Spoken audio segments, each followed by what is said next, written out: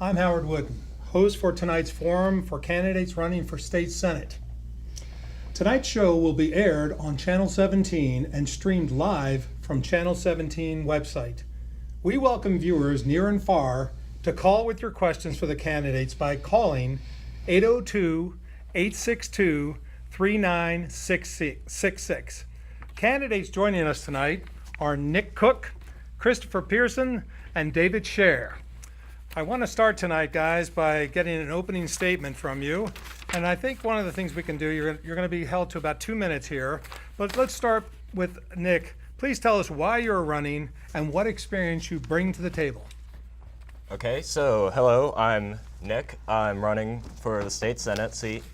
And I'm here to bring a peace of mind to Vermont voters. I feel like we still haven't really recovered from the recession in the past 6 years, and there's not a lot of optimism these days, and I'm running to kind of bring the politics of hope to the forefront. My experience includes being 1 year on the student council at my local school, Mount Mansfield, and 1 year leading my Boy Scout troop, and those are probably my two biggest experiences. Not a lot there. Kind of like the Jimmy Carter of this race, really. I like to imagine I have a slimmer smile to Jimmy Carter. But yeah, and I just really want to encourage young people like myself. I feel like, you know, growing up, it's like just tragedies are like the weather these days. Like mass shootings are the thunderstorms, and I just really want to bring some hope and optimism to the world and kind of be a torch. Chris. Well, thanks for having us, Howard. It is great to be here. My name is Chris Pearson.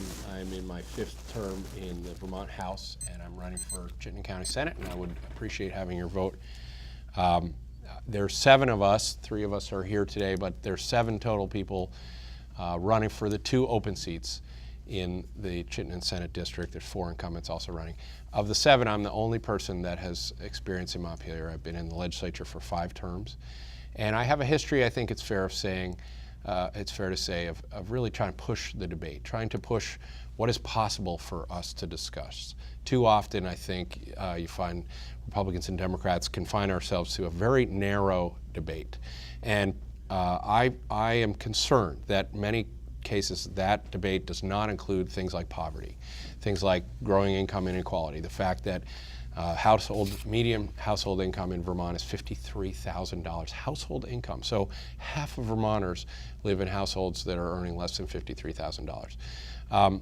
That experience is not felt in Montpelier, typically, and I have taken it as my role to remind legislators that this is a reality for far too many Vermonters. The other piece that I have pushed on a lot is climate change. In 2012, I was a co-founder of the Climate Caucus.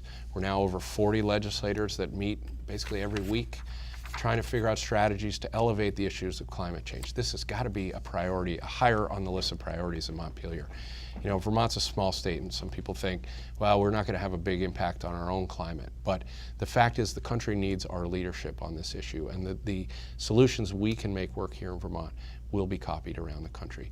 So I look forward to this discussion. We're going to debate a lot of important issues tonight, and there's a real opportunity, I think, to have some new voices from Chittenden County, and I hope people will support me, and with your help, I will really try to push the Senate in a progressive direction and to stand up for working families and middle-class families and keep an eye on the climate.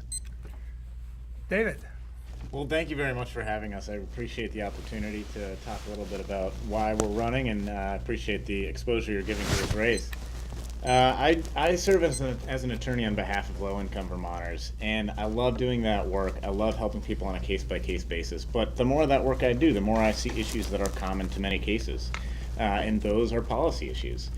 And it's those social justice issues that is one of the main reasons that's really driving me to take on this race. I see some specific change I'd like to make, and I also see where there's a need for people in Montpelier to be able to serve as a voice for some of these populations that I think can be ignored and whose interests aren't taken to heart. I do a lot of work around, or my work ends up overlapping a lot with the opiate crisis and with some of the mental health challenges we face in this state. I think it's really important to make sure the criminal justice system is equipped to make sure that those folks are getting the treatment that they need. The criminal justice system really isn't the right place to deal with that, and that's an area where Vermont has made some progress, but I think we need to do a lot better, and I think we can do a lot better. I also have done a lot of work around housing and affordability issues. I serve on the Chittenden County Regional Planning Commission and statewide on the Vermont Community Development Board, which does a lot of affordable housing grants. I hope to use some of that expertise and knowledge to deal with the considerable affordability challenges we face here in Chittenden County. A lot of people have heard anecdotes, but I actually think the statistics are even more distressing than the anecdotes. We have more than half of the people who rent in this county pay over a third of their income in rent, and that is, anybody paying more than a third of their income is considered a cost burden renter. We also have the median home price in this county has gone up nearly 80% in 15 years, and that's actually a faster rate than New York City or San Francisco. So I think we need to make sure that we are promoting policies that allow for smart, environmentally sustainable growth. Nobody wants sprawl, but we need to have opportunities to have more people living near where they work and near transportation hubs. And I guess that's my 2 minutes, but we'll get to some other issues later. Thank you so much. Thank you.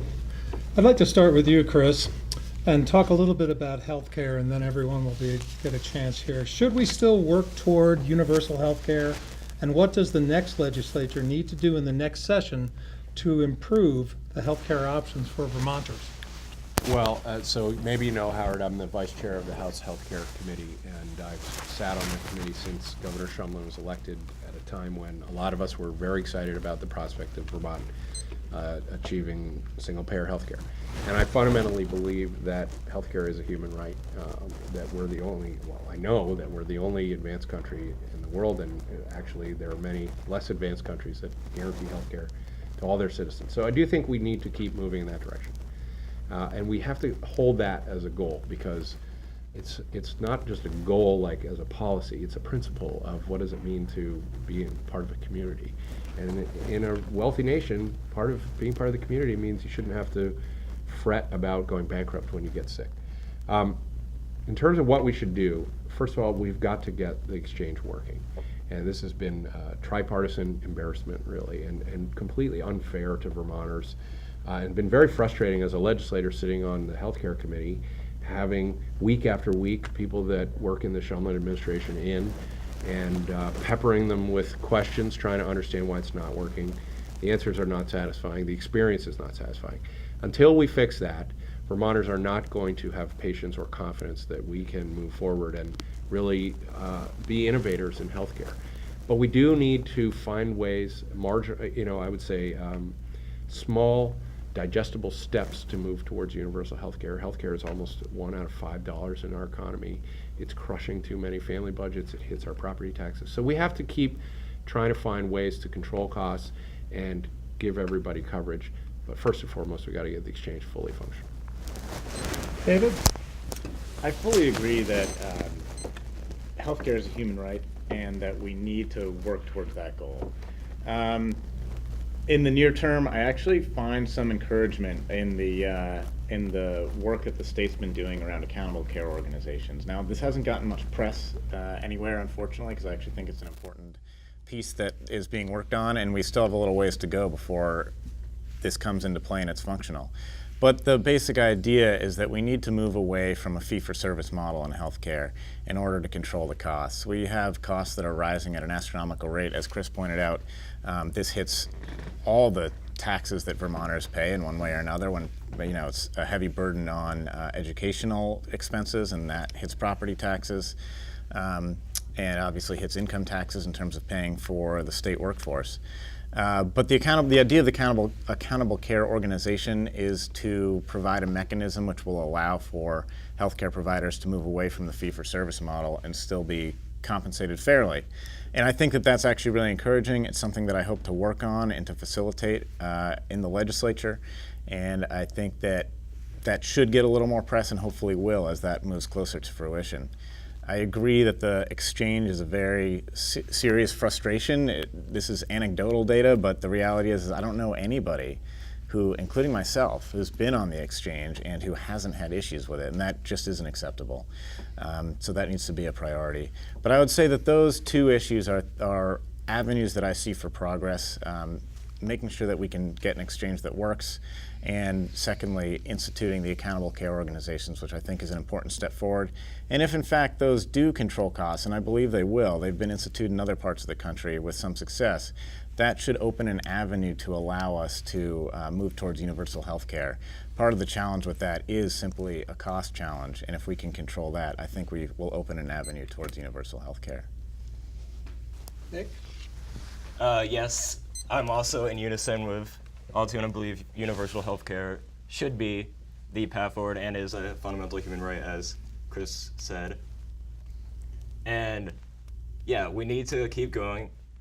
This was a pretty big letdown now 2 years. It's been such a long time, but it doesn't feel that the single payer system didn't work. But that doesn't mean we should stop all progress. We need to keep moving, and I think we can progress and make gradual steps. One thing in particular I think that strikes me is prescription drug costs. We need, frankly, these ridiculous costs that are really choking out Vermont families, and we need to do some legislation to control these prices so that it works for all Vermonters and it's not strangling us with these costs. And yeah, so I agree with everyone here, really. I think it shouldn't be an issue. David, I'd like to ask you the question about the opiate epidemic. Do you think the recent focus and investment in fighting the opiate epidemic is having an impact? What would you do differently, and what leverage points will yield the best results? Obviously, this is a serious problem. In my work as an attorney on behalf of low-income Vermonters, it's one that I encounter every day. I find myself increasingly writing motions to allow people to get out of prison in order to get to treatment. I do, though, want to give credit where it's due. I think that people are increasingly seeing this as a public health crisis. They're treating it that way. Some of the resources that have gone into this have had an effect. Here in Chittenden County, among those individuals who need financial assistance to get into treatment, there's a 200-person waiting list, which is unacceptably long. On the other hand, I want to give credit, and it's the shortest it's been in quite a long time. So we have a big problem, but I do think that some credit should be given to the hard work that's been put in so far. There has been a dent that's been made. But I think we do need to make sure that we have adequate resources so that that waiting list doesn't exist, so that people who need treatment can get it right away.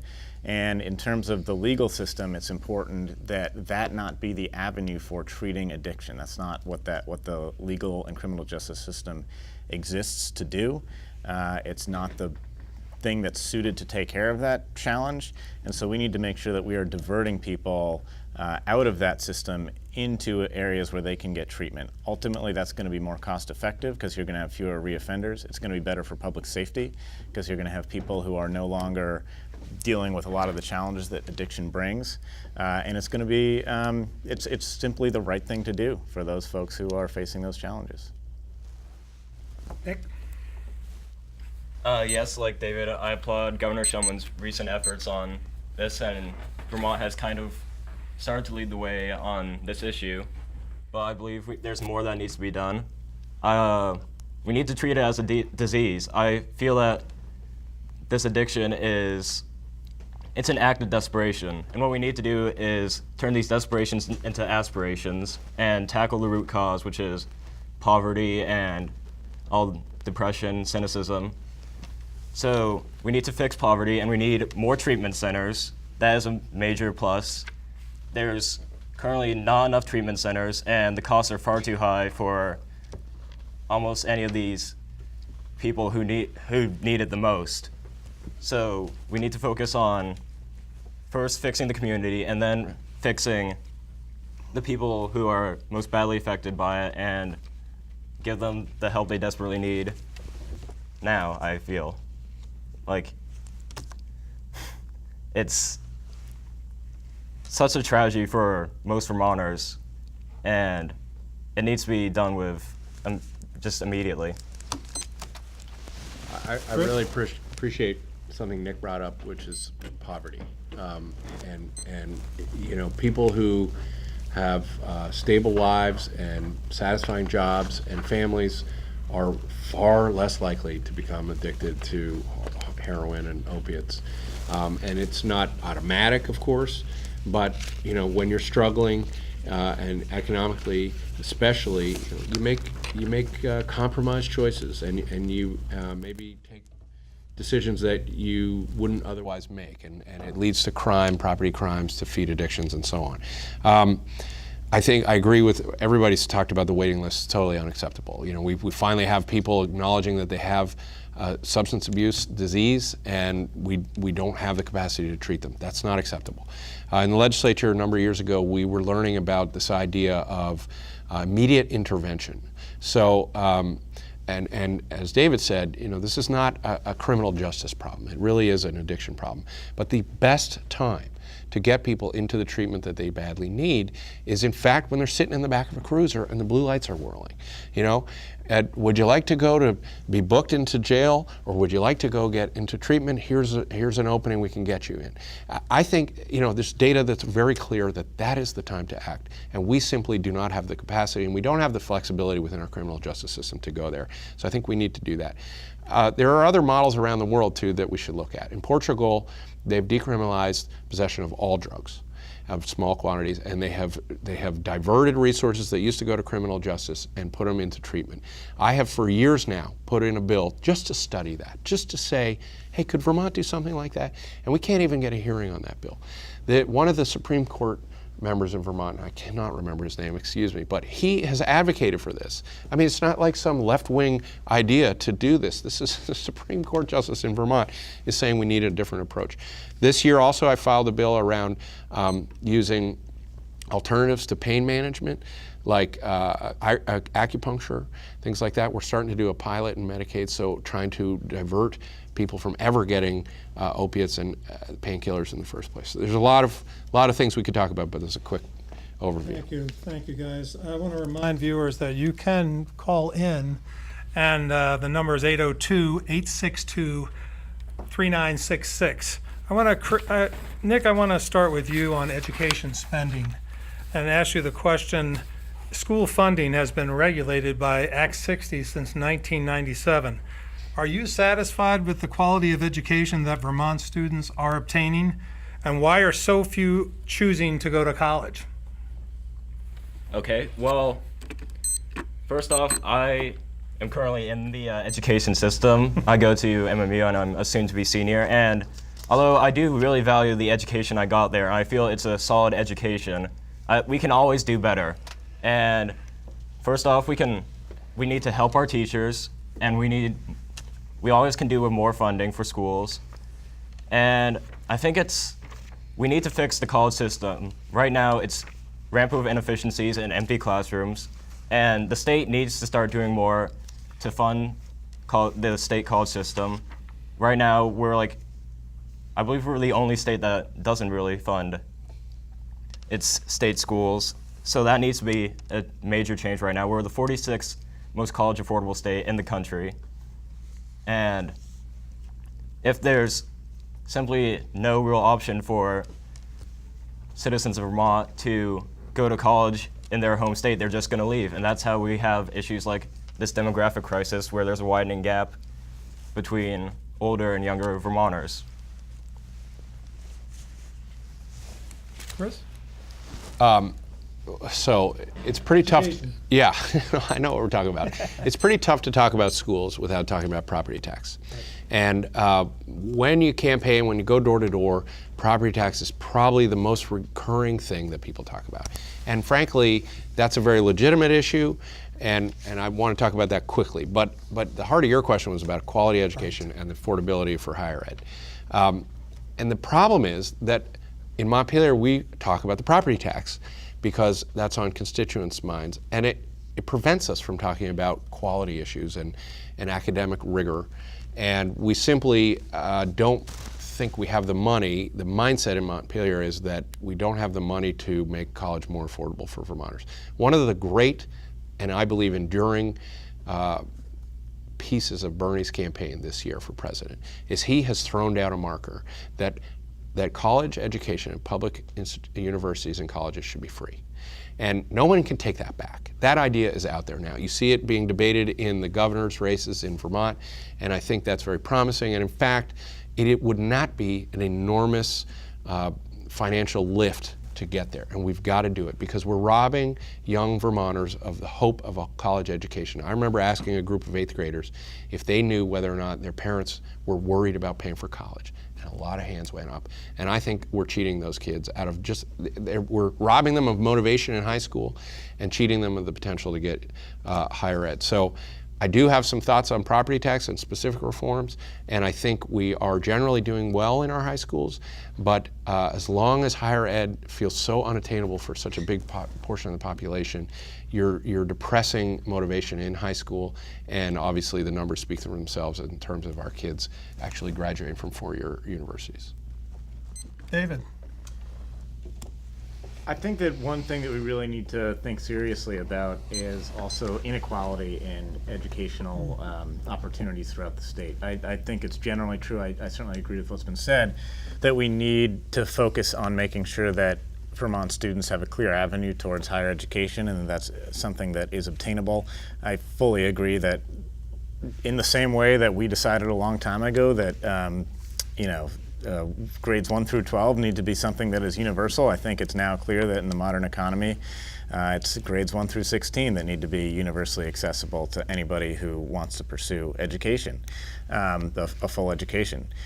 So I completely agree with that. I completely agree that that's been a really important step that Bernie has contributed to the debate. But I also think that within this state, the point of Act 60 was to make sure that we had more equal educational opportunities for children throughout Vermont, and I think I think it was a really important step forward. The Supreme Court case that forced that law to come into existence was a milestone, but I don't think we've done everything we could do. I do think that you see pretty significant differences in educational outcomes between the poor districts in this state and the wealthier districts in the state. And that's something that I think we should revisit and should do our best to alleviate.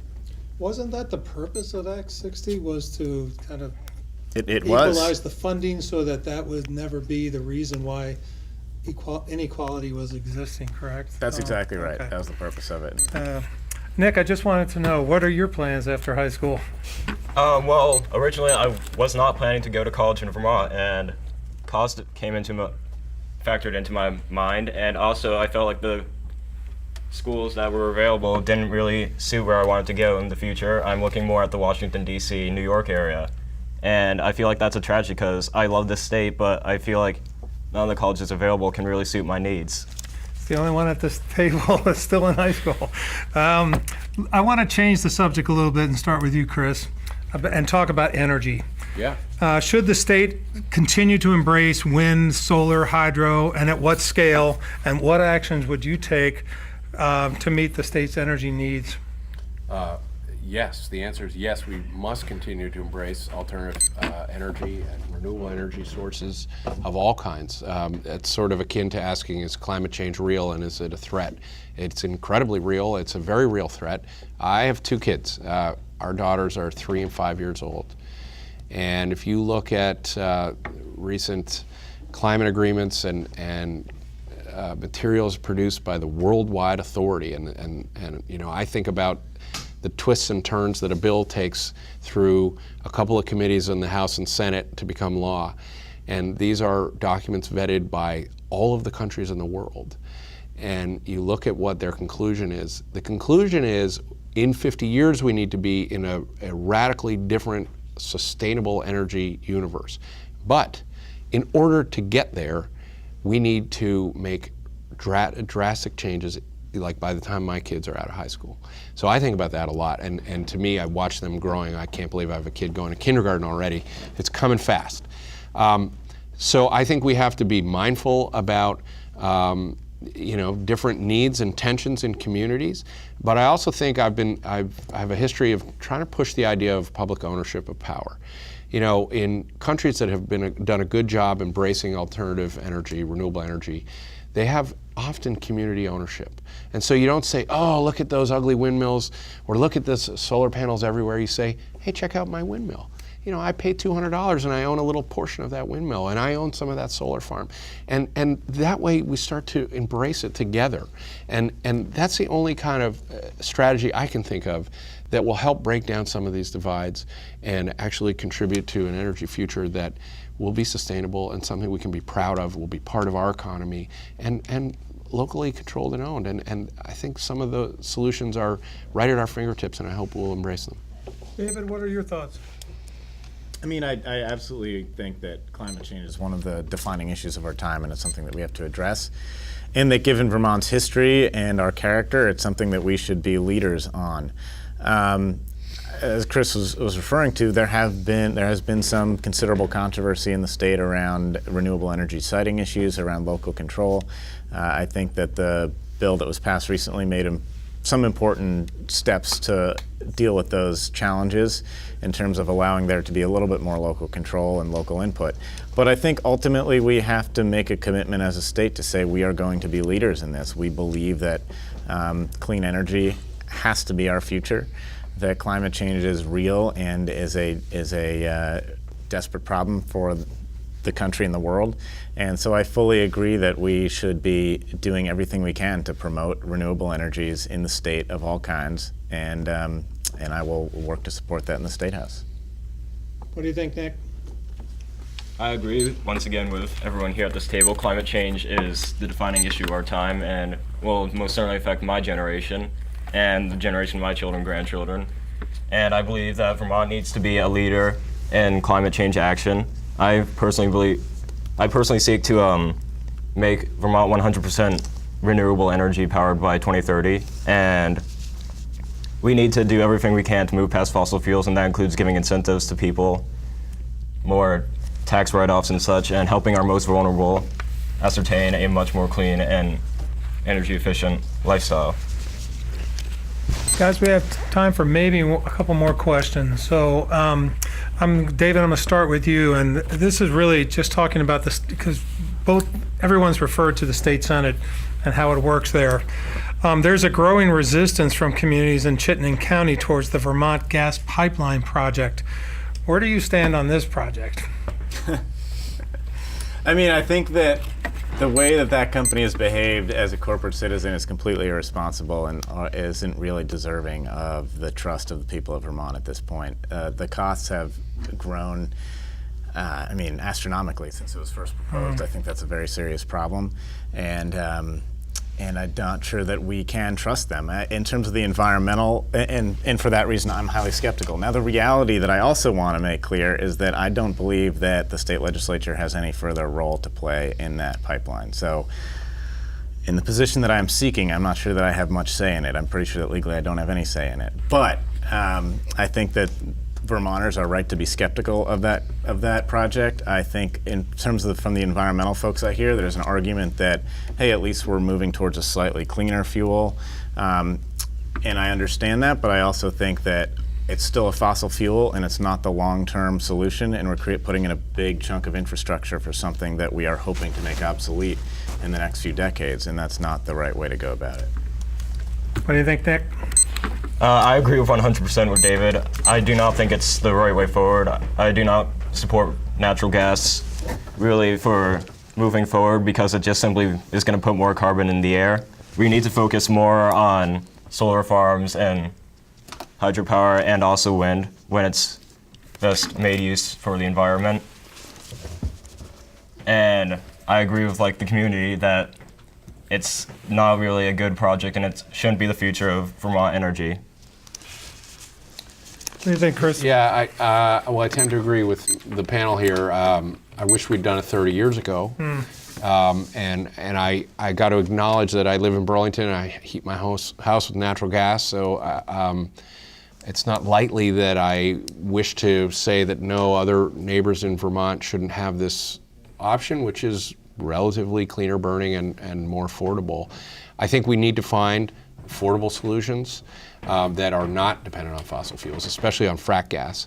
But one of the motivations here for the Vermonters that do support the pipeline is affordability, and that's a very real concern. And for a long time, there's been a feeling of like, oh well, if you're responsible for your carbon output, you'll just buy a Prius. Well, there's a lot of families that's not real for. That is not a realistic option. And so as we give it climate change our all, and I think we have to do that, we cannot lose sight of the struggle that, far too many Vermonters, up to half Vermonters, are living basically in an unsustainable economic situation. So we need to find solutions. One of the best solutions around energy is efficiency. And it's an example that it's the cheapest energy you buy is actually the stuff you don't buy, you don't burn. Efficiency Vermont is an example of us using our innovative sort of spirit in Vermont. We're the first state to have an efficiency utility. And not only has that saved us money and been a good for the climate, but now Efficiency Vermont goes all over the world teaching people how to do this. So they're exporting knowledge from Vermont. I think there's a host of ideas like that related to climate change that we can work on and perfect here in Vermont. Other states will copy, be good for our climate, good for our economy, and good for the worldwide challenge that we're facing here. Guys, I'm going to try to get this question in here, and I may cut you short a little bit just so everybody gets a chance. And that is the issue, Nick. I'll start with you on money in politics and what more needs to happen in campaign finance reform to change the current political landscape. Okay. Yeah, so I believe, first off, we need to set up an ethics committee in the legislature. I support that move, and I think it's overall a good move for Vermont. And yeah, I believe that we need to do more to take big corporate money out of politics and bring it into a more democratic form of campaigning, something like improving our public financing system and just bringing in more voter participation instead of a few small, all 1%. We need to have every voice in the discussion. Chris, we'll make it quick here. Sure. I believe in public financing of elections. Yep. I have run for office. I think this is my 11th campaign. I've never taken a dime of corporate money. I'm very proud of that. And this year, I'm extremely proud to be endorsed by Bernie Sanders, and his endorsement went to his national list. And as a result, I have not public financing, because we don't have that in Vermont, although I did file that bill, but I have Bernie financing. I've had thousands of small donors. I'm very proud to be running a grassroots campaign where the average donation is not even $10. And until we get public financing, till leaders in Montpelier have the courage to do that, I'm very proud to run a small grassroots on small grassroots donations. David, you get the final say tonight. I mean, the final say is not going to be too dramatic in that I agree with these folks. We absolutely need public financing, and we need a robust public financing system in the state that not just for our statewide candidates, and it has to be workable for our statewide candidates. Recent events in the last few cycles have shown that it doesn't work all that well. It needs to be, I believe, on the legislative level as well. Positions of public trust should not be dependent upon private dollars for people to be able to access them. And I think that's the final lesson. I think that's the wrong way to run a democracy, and we need to change that. Well, I want to thank you, gentlemen. I want to thank our candidates tonight, David Scher and Christopher Pearson and Nick Cook. And I want to encourage all viewers to stay tuned, because this is the first of a number of candidate forums, and Channel 17 is the place to find out all this information. Thank you, gentlemen. Appreciate you coming in tonight. Great to be here.